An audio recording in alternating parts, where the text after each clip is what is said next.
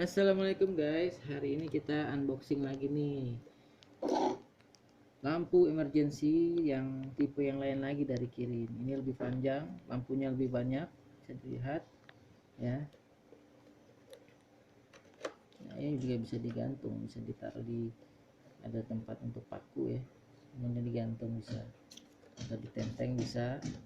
Nah, kita mau lihat, nah ini ada tombolnya on off.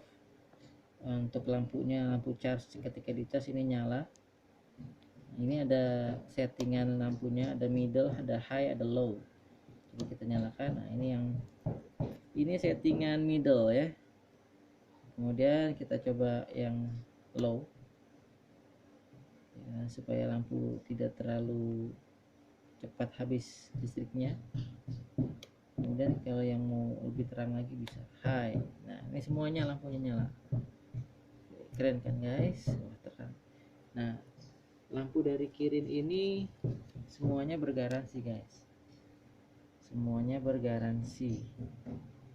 Jadi kalau ada kerusakan atau ini bisa digunakan kartu garansi. Oke.